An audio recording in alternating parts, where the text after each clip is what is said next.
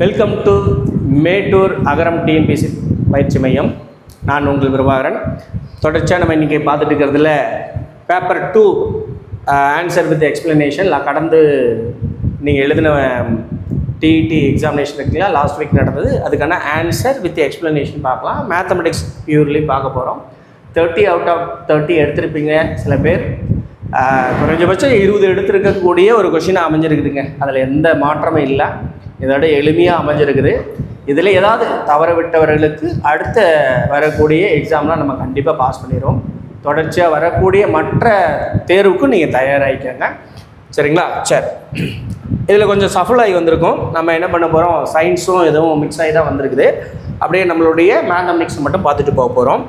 So first question நமக்கு அமைஞ்சிக்கிறது என்ன அப்படின்னா, திட்ட வடிவம், ஸ்டாண்டர்டு ஃபார்ம், சயின்டிஃபிக் இதில் மெத்தடில் கொடுக்கக்கூடிய ஒரு நம்பரை திட்ட வடிவத்தில் முழு என்ன எழுதுனா எப்படி எழுதலாம்? ஸோ 10னுடைய அடிமானமாக தான் தூரத்தை குறிக்கிறதுக்கு பார்க்குறோம்.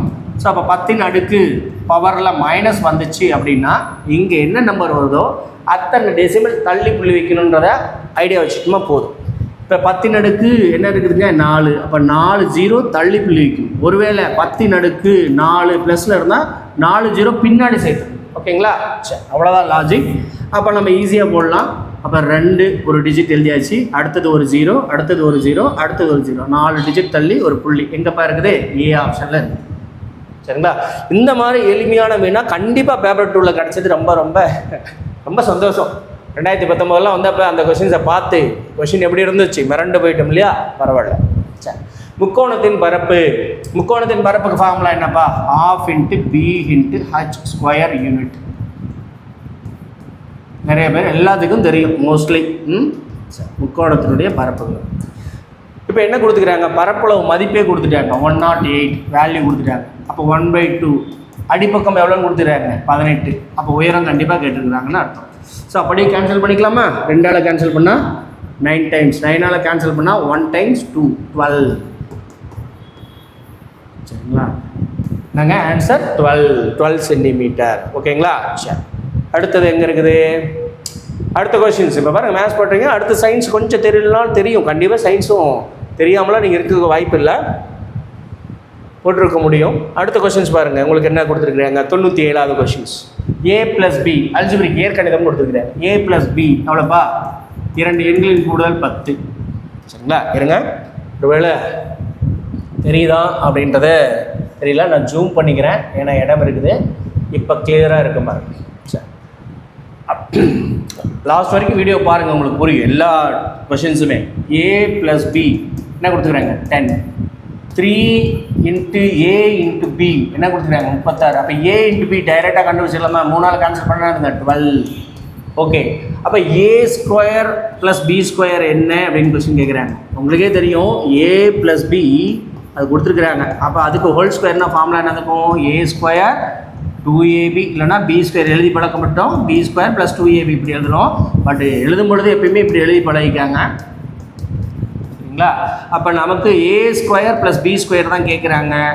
அப்போ a + b whole square - 2ab தெரிஞ்சால் போதும்.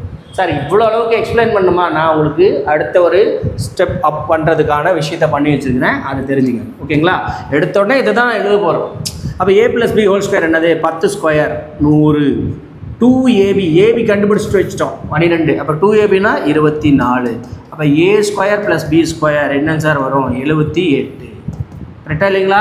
என்னந்துங்க 78. எந்த ஆப்ஷனு? C option. ஓகேங்களா?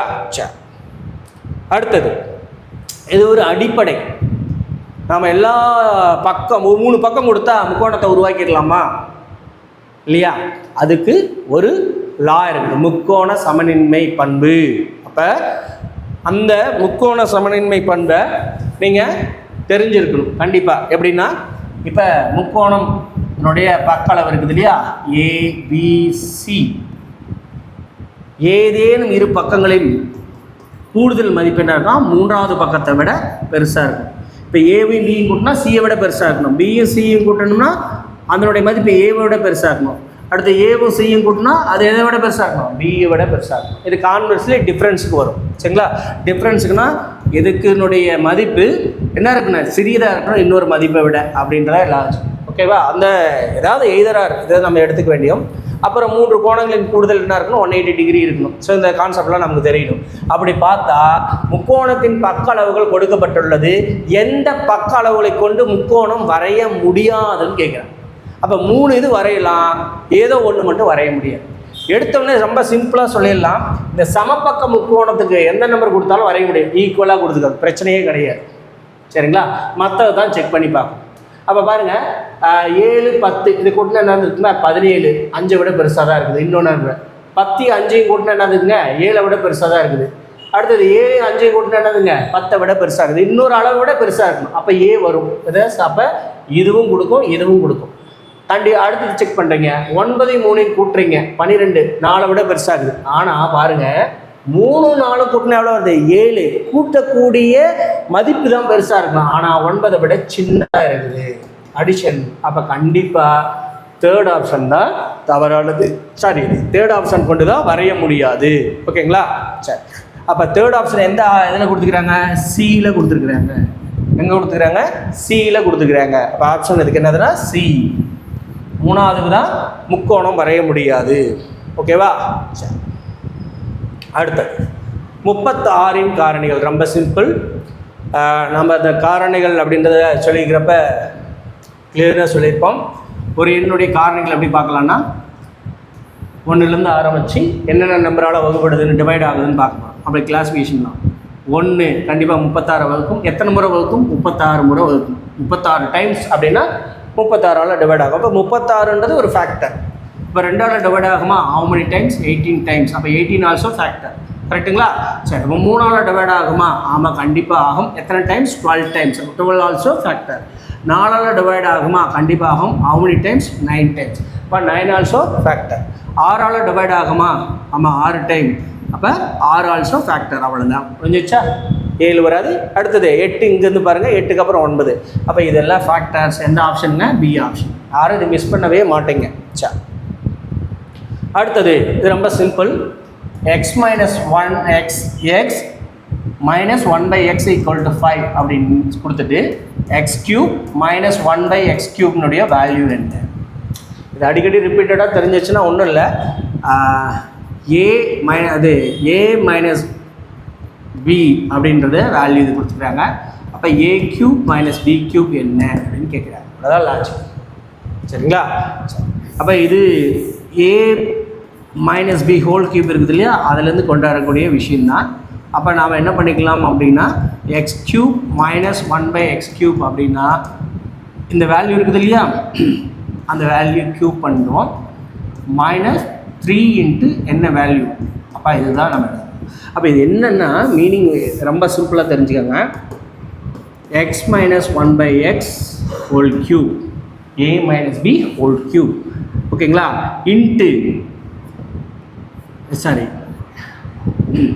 இந்த பக்கம் இருக்கக்கூடியது இந்த பக்கம் இருக்கும், plus 3 into X minus 1/x தான் ஆக்சுவலாக ரெகுலராக ஃபார்முலா சொல்லலாம்.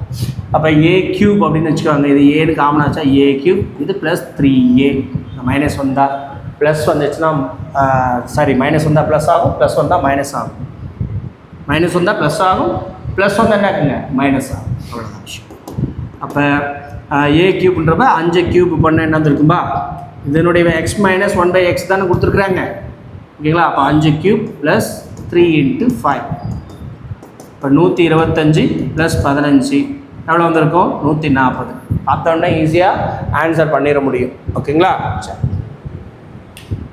ஓகே. அடுத்தது என்ன கொடுத்துருக்குறாங்க, ஓகே இந்த ஃபிகர் கொடுத்துருக்குறாங்க.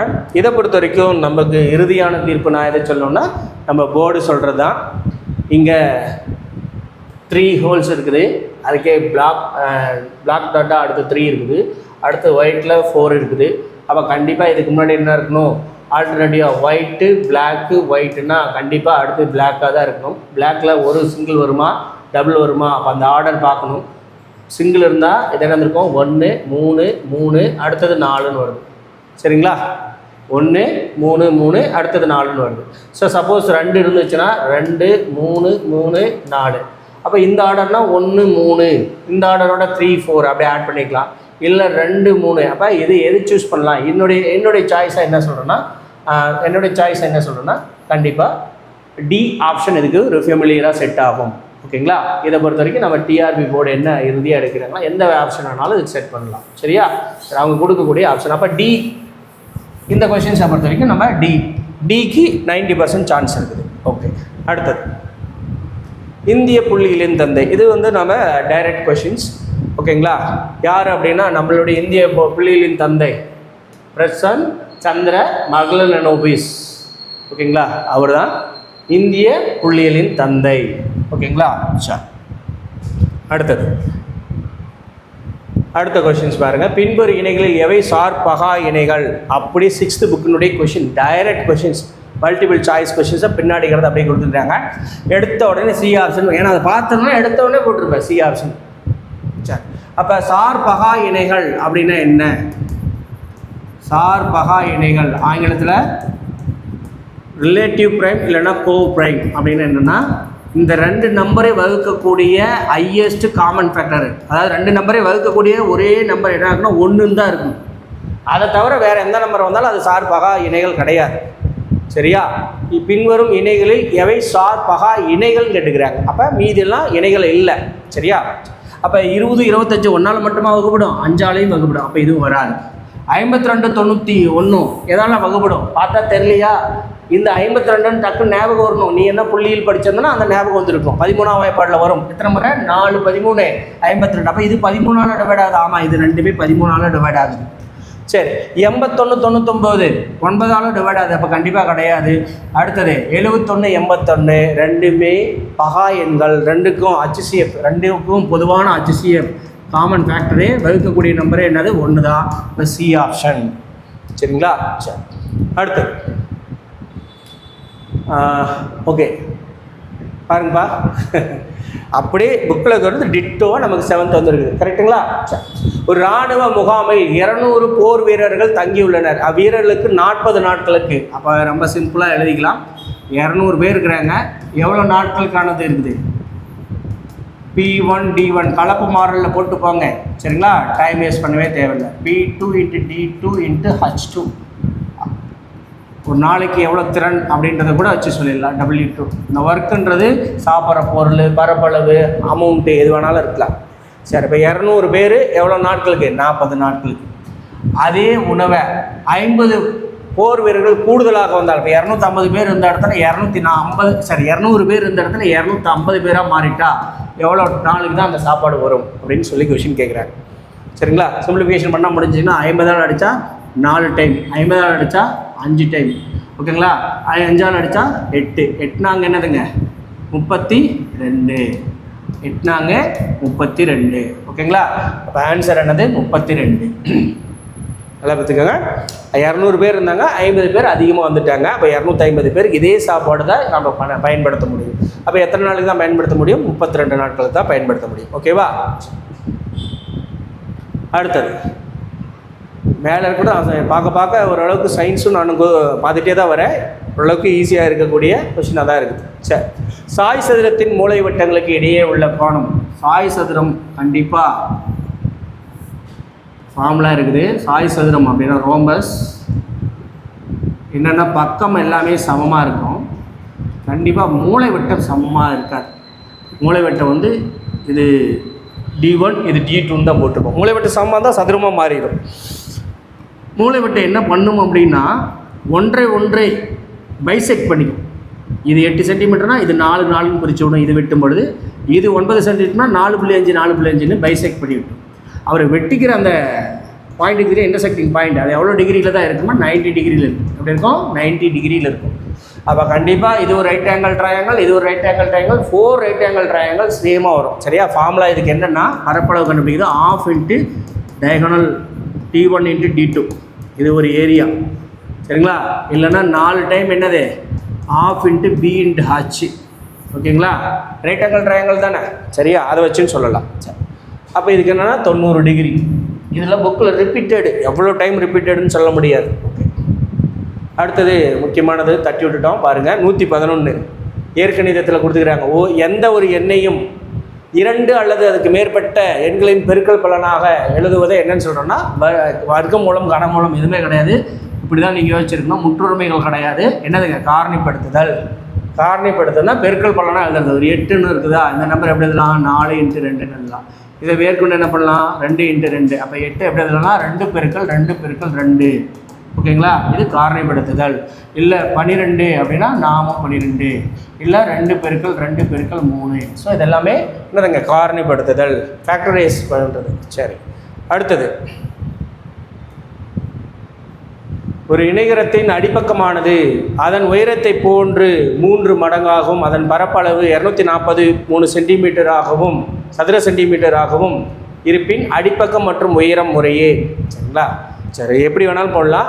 ஒன்று ஆப்ஷன் வச்சு சொல்லலாம். எந்த 2 நம்பரை பெருக்குனா 243 வருது அப்படின்னு வச்சு சொல்லிட்டு போயிட்டே இருக்கலாம். சரிங்களா? அப்படி தானே மீனிங்க. அப்போ நீங்களே பெருக்கிறீங்க. 4 8 கடைசி என்ன முடியும்? 32ன்னு முடியும். 4 8 32ன்னு முடியுங்க. 3 தான் முடியுது, 2 ஆப்ஷன் இல்லை. 8 9 72 அங்கே கொடுத்துக்கிறது 243. அப்போ இதுவும் இல்லை, இதுவும் இல்லை. அப்போ 27 8 9னா 7 9 63 18 + 6 என்னதுங்க? 240. எவ்வளோ சிம்பிளாக இருக்குது. ஸோ இதை தான் ட்ரிக்குன்னு நம்ம எதிர்பார்க்குறோம். இது பார்த்தா ஆப்ஷன் வச்சு சில நேரத்தில் போடலாம். பேசிக்காக போட்டால் என்னது? இணைகரத்தின் பரப்பளவு ஃபார்முலா B × H. ஓகேங்களா? ஸோ அவங்களே கொடுத்துட்டாங்க 243. உயரத்தை போல் 3 மடங்கா. அப்போ ஹச்சுன்னா இது பிக்கு பதில் என்னங்க? 3H அப்படின்னு எழுதிக்கலாம். அப்போ 3ஆல் கேன்சல் பண்ணால் 81. அப்போ H² = 81னா H எவ்வளோங்க? 9. சரிங்களா?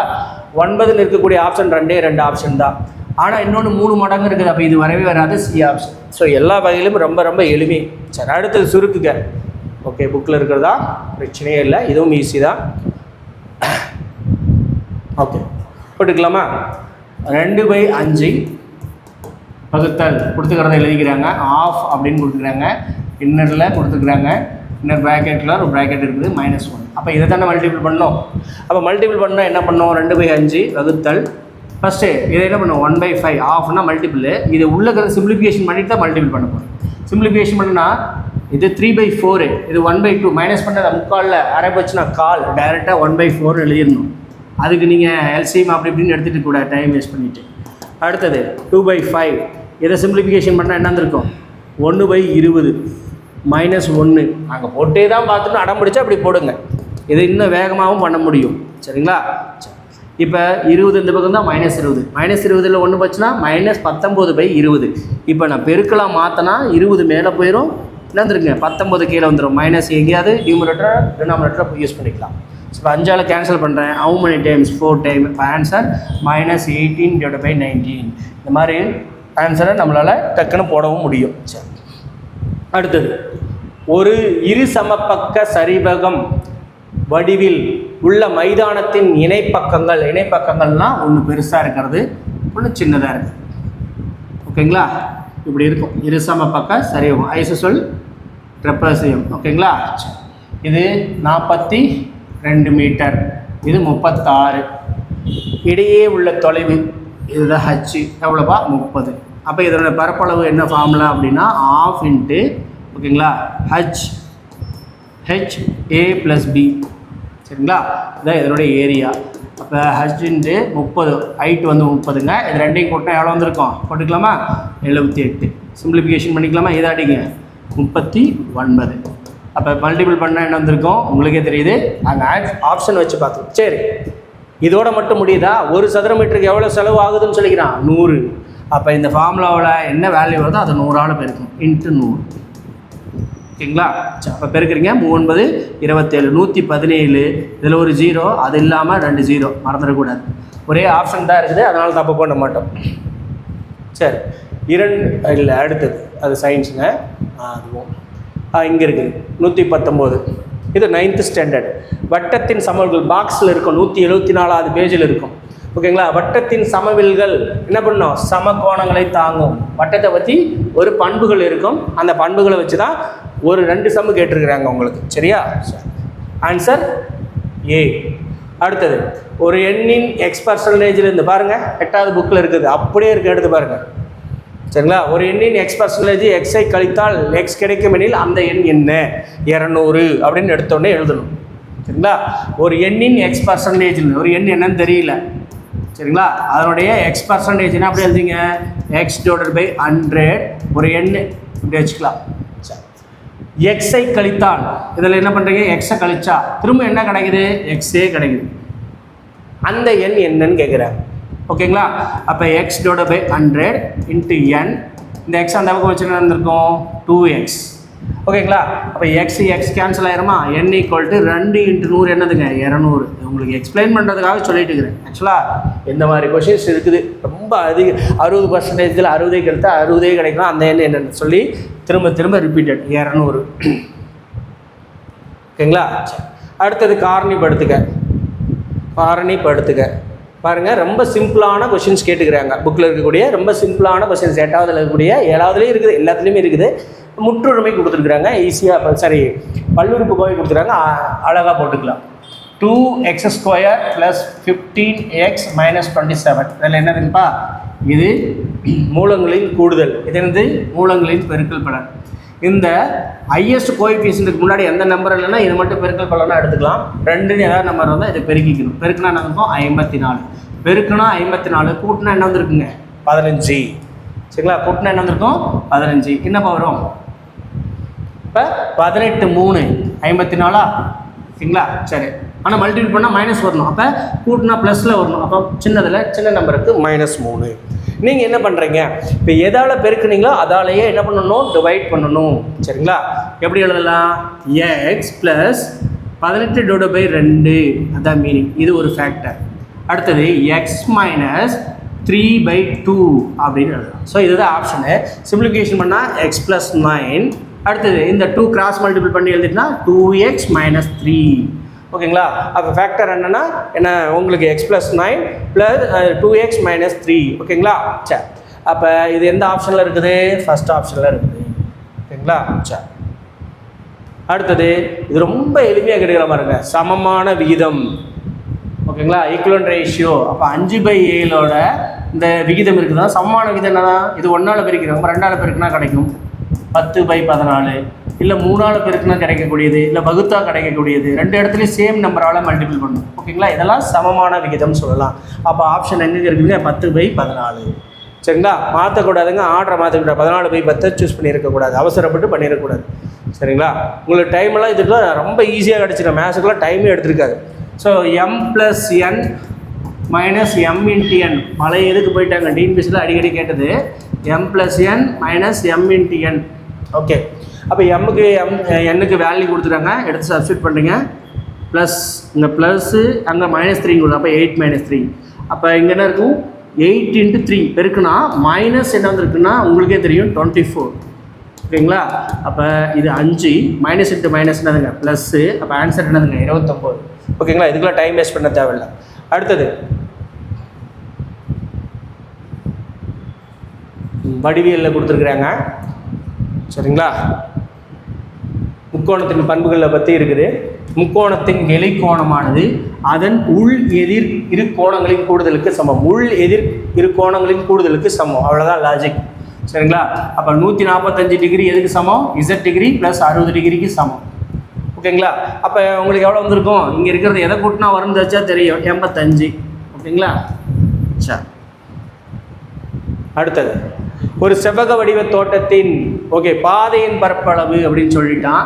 அப்போ உள்ள ஒரு செவ்வக வடிவம் இருக்கும், அதை வெளியே சுற்றி பெரிய ஒரு செவ்வகம் இருக்கும். அப்போ இடைப்பட்டது இருக்கிறதா பாதையின் பரப்பளவு அப்படின்னு நம்ம பார்த்துருக்கோம். ஓகேங்களா? சரி, இப்போ செவ்வக வடிவ பரிமாணங்கள் முறையே 70 மீட்டர் 40 மீட்டர். இது 70 மீட்டர், இது 40 மீட்டர்னு வச்சுட்டா, உட்புறமாக அப்படின்றதுனால தான் எடுத்தோடனே நான் வெளியே எழுதிட்டேன். படித்து பார்த்தா நீங்கள் எழுத போகிறீங்க.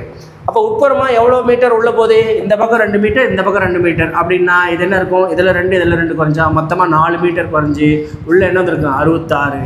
இது என்ன வந்துருக்குங்க 4 மீட்டர் குறைஞ்சி 36. ரைட்டுங்களா? சரி, இப்போ இதனுடைய பரப்பளவு எவ்வளோ, இது ரெண்டையும் பெருக்கணும். இதனுடைய பரப்பளவு என்ன 36 66. பெரிய செவகத்தின் பரப்பளவுலேருந்து சிறிய செவகத்தின் பரப்பை கழிச்சிட்டா மீதி இருக்கிறத நான் டாட் பண்ணியிருக்கிறோம் இல்லையா, அதுதான். சரிங்களா? சரி, அப்போ இது மல்டிபிள் பண்ண நடந்துக்கும் 2800. அங்கேயும் நீங்கள் பெருமையாக தான் பெருக்கியிருக்கேன். நான் எப்படி பெருக்கிறேன்னா இந்த 66 6 × 11 மனசில் வச்சுட்டு முதல்ல 6ஆல் பெருக்கிட்டு அதுக்கப்புறம் 11ஆல் பெருக்கிறது ஒரு டெசிமல் தள்ளி கூட்டிக்கலாம். அப்போ பெருக்குனா என்ன வந்திருக்கும் 6 6 36. ஓகேங்களா, மீதி என்ன இருக்கும் 18 216. அப்போ 216 216 நான் 2 3 7 6 மைனஸ் பண்ணால் முடிஞ்சுதா? ஸோ 2 3 7 6. இப்போ 2000 விட்டுங்க 800ல் 376 போச்சுன்னா எவ்வளோ வந்திருக்கும் 424. ஓகேங்களா, இந்த ஆப்ஷன் ஃபஸ்ட் ஆப்ஷன். சரியா? ஓகே. அடுத்த கொஷின்ஸ். பட விளக்க படத்தை ஆங்கிலத்தில் அதே ஏரியாவில் கொஷின் கேட்குறாங்க. பட விளக்க படத்தை ஆங்கிலத்தில் டேஷ் என அழைக்கலாம். சரிங்களா, பிக்டோகிராம். என்னது? பிக்டோகிராம். இது வந்து பின்னாடியே ஆப்ஷன் அது கொஷின்ஸ்லேயே இருக்கும். 2 கொஷின் இருக்கும், அதில் ஒன்று இதை கேட்டுக்கிறாங்க. அதில் இருக்கக்கூடிய அளவுகளை எது அது அந்த எது மெஷர் பண்ணது சரி தானே ஆன்சர் சொல்கிறேன். அளவிடுறதுக்காக அந்த படங்களை நம்ம குறிப்பிடுவோம்னு சொல்லி என்னதுங்க முதல் கொஷின் அமைஞ்சிருக்கும். அடுத்தது 133. 133வது கொஷின்ஸ் பார்த்தீங்க அப்படின்னா 3a 3/a × 4/b = 584. ஏற்கனவே இருக்கக்கூடிய கொஷின் தான். பின்னாடி இருக்க மேற்சிந்தனை வினாக்களில் அப்படியே ஆன்சர் அழகாக போட்டுக்கலாம். ஓகேங்களா? சரி, இதை ஆப்ஷன் வச்சு போட்டால் ஈஸியாக போயிடும். இதை எப்படி வச்சு போடலான்றது ஐடியா சொல்கிறேன். 3/a 4/b = 5184. இப்போ இதில் எந்த ஆப்ஷன் வரலாம் அப்படின்னா இந்த என்ன சொல்கிறதுனா உங்களுக்கு யூனிட் டிஜிட் மெத்தட் அப்படின்னு சொல்லி நம்ம படிச்சிருப்போம். அதுக்கு 1ஆம் இலக்கம் கண்டுபிடிக்கிறது. இப்போ 3 4 தடவை பெருக்குனா என்ன இருக்கும் 3/4னா 3 4 தடவை பெருக்கணும். அப்போ என்னென்னு முடிக்கும் இதனுடைய கடைசி நம்பர் 1ன்னு முடியும். எப்படிங்க சார் சொல்கிறீங்க? 3/4னா 3 பெருக்கல் 3 பெருக்கல் 3 பெருக்கல் என்னங்க 9², அதாவது 9 × 9 81 முடியுமா? அப்போ என்னது 1. இதே 3 தடவை இதை பெருக்குனா 4னுடைய அடுக்கு ஒற்றை எண்ணா வந்துச்சுன்னா நல்லா நான் வச்சுக்கோங்க 4ன்னு முடியும். 4னுடைய அடுக்கு ரெட்டை எண்ணா வந்துச்சுன்னா 6 முடியும். அப்போ இங்கே என்னென்ன முடிஞ்சிருக்கும் 4 தான். 4 4 4 கடைசி நம்பர் 4ன்னு வருது. அப்போ ஃபஸ்ட் ஆப்ஷன் வரதுக்கு சான்ஸ் உண்டு. சரி, ரெண்டாவது ஆப்ஷன் 2ன்னு இருக்குது. அப்போ 9. இது என்ன முடிஞ்சுக்கும் 1ஆம் இலக்கம் 4ன்னு முடியுது. அப்போ 9 4 36 கடைசி நம்பர் 6ன்னு தான் முடியும். அப்போ இது வராது. சரி, அடுத்தது 3ன்னு இருக்குது. அப்போ 3/3ன்னா என்னது முடிஞ்சிருக்கோம் 7ன்னு முடியும். ஓகேங்களா? சரி, இது 2ன்னா என்னது இருக்கும் இரட்டைப்படை வந்தால் 6. அப்போ 7 6 42 2ன்னு முடியுது. அப்போ இதுவும் வராது. சரிங்களா? அடுத்தது இது பாருங்கள் 3/3னா 3 தடவை பெருக்கினாலும் பெருக்கிக்காங்க. கடைசி நம்பர் என்னங்க 7. இது 4 அடுக்கு 4னா என்ன முடியும் 6 6 42. அங்கே 4 தான் முடியுது. அப்போ இந்த ஆப்ஷனும் வராது. அப்போ இந்த ஆப்ஷன் தான் வரும். அப்போ இந்த ஆப்ஷன் செக் பண்ணி பார்த்துக்கணும். 3/4 4/3 பெருக்குனா இந்த நம்பர் வருதான்னு செக் பண்ணி பார்த்துக்கணும். இப்போ ஆப்ஷன் என்னதுன்னா ஏ ஆப்ஷன். சார் இப்படிலாம் பார்க்கணுமாங்க சார்? நீங்கள் இப்போ தெரிஞ்சு ஒவ்வொரு தடவையும் ஆன்சர் எக்ஸாம் எழுதிட்டு அந்த எக்ஸாமை திரும்பவும் நம்ம ரிவிஷன் பண்ணுறதோ கோத்ரூவோ பண்ணாமட்டோம்னா நமக்கு தவறாக போயிடும். சரியா? சரி, 1 ounce என்பதன் அளவு எவ்வளோனா 30 ml. சரிங்களா? இதெல்லாம் பேசிக் மெஷர்மெண்ட்டு. சரிங்களா? சின்ன கிளாஸில் இருக்குது பாருங்கள். நமக்கு கீழே போய் எடுத்துருக்குறாங்க. அடுத்தது 12 சென்டிமீட்டர் ஆரமில்ல. இப்போ நான் சொன்னோம் இல்லையா வட்டத்தை பற்றி சொன்னது 9th ஸ்டாண்டர்டில் இருக்கக்கூடிய வட்டத்தில் வடிவியலில் எடுத்துருக்குறாங்க. அதாவது ஒரு வட்டம் இருக்குதுன்னா இது வட்டத்தின் மையத்து வழியாக போகுது. இது மையமாக இருக்குதா? இருக்கலாம். இந்த மையத்தை வழியாக போகக்கூடிய அந்த 4 பேர் விட்டம் சொல்லுவாங்க. மீதி எல்லாமே கார்டு அப்படின்னு சொல்லுவாங்க. சரிங்களா? இந்த மையத்திலிருந்து இந்த 4க்கு ஒரு கோடு வரைகிறேன், நேர்கோடு வரைகிறேன் அப்படின்னு வரைஞ்சால் அது எப்படின்னா செங்குத்து கோடாக தான் இருக்கும். கண்டிப்பாக என்ன இருக்கும் செங்குத்து கோடாக இருக்கும். அப்புறம் இந்த 4 பைசெக்ட் பண்ணும், ஈக்குவலாக பிரித்து விடும். அதனால நான் வச்சுக்கிறேன். அப்போ இந்த 4னுடைய ஒவ்வொரு முனைப்புள்ளிக்கும் நாம் வரையக்கூடிய கோடு என்னவாக இருக்குன்னா ஆரமாக இருக்கும்.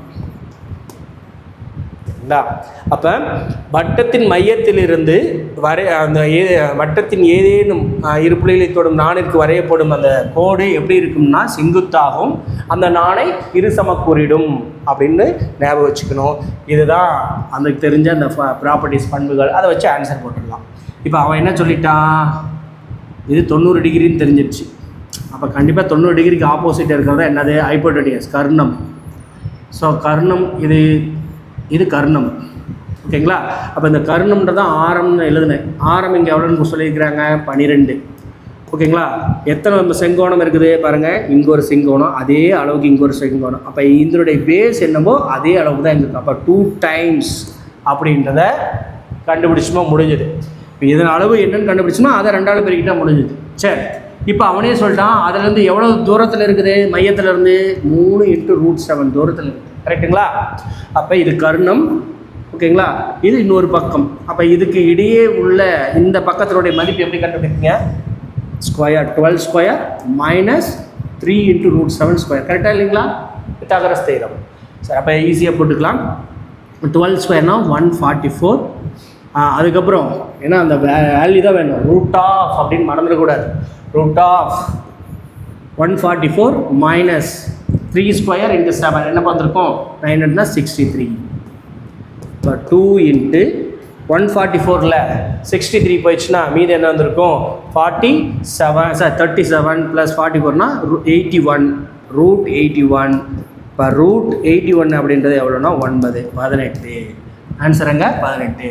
சார் பார்த்துக்கங்க, ஒரே செகண்டில் நம்ம எல்லாத்தையும் ஆன்சர் சொல்லிட்டு போயிடலாம். நீங்கள் 9th வரைக்கும் எல்லாத்தையுமே கோத்ரூ பண்ணணும்னு திரும்பவும் ரீகால் பண்ணுறேன் எந்த அளவுக்கு எடுக்கிறாங்க அப்படின்னு. பாருங்கள், திரும்பவும் 6th வந்துட்டாங்க. சரிங்களா? 36, 48 ஆகிய எண்களின் மீ பேக்கா மறந்துடக்கூடாது. HCF அடுத்தது LCM.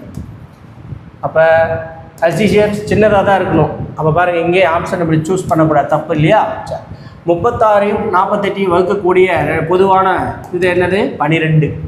அப்போ ஃபஸ்ட் ஆப்ஷன் தான் நமக்கு ஆன்சர். சரி, இதனுடைய மீசிமா என்ன? 36 48 எதால் வகுக்கப்படும்? 12ஆல் தான் வகுக்கும். எத்தனை முறை? இது 3 முறை, இது 4 முறை. இதுக்கு மேலே காமனாக வகுக்க முடியாது. அப்போ இதை அப்படியே 3 மல்டிபிள் பண்ணால் முடிஞ்சுது. மல்டிபிள் பண்ணால் என்ன வந்துருக்கும்? 144. First option. ஓகேங்களா? சரி, இதெல்லாம் தெரிஞ்சிருக்கோம், மிஸ் பண்ணியிருக்க மாட்டீங்க. ஓர் எண்ணானது 25% அதிகரிக்கப்பட்டு பிறகு 20% குறைக்கப்படுகிறது எனில் அந்த எண்ணில் ஏற்பட்ட சதவீத மாற்றம். இதை மட்டும் பார்த்தீங்கன்னா நமக்கு சதவீதத்தில் கேட்டிருக்கிறார். ஸோ இது கண்டுபிடிக்கிறது என்ன யூஸ் பண்ணுங்களா? x + y + x × y / 100.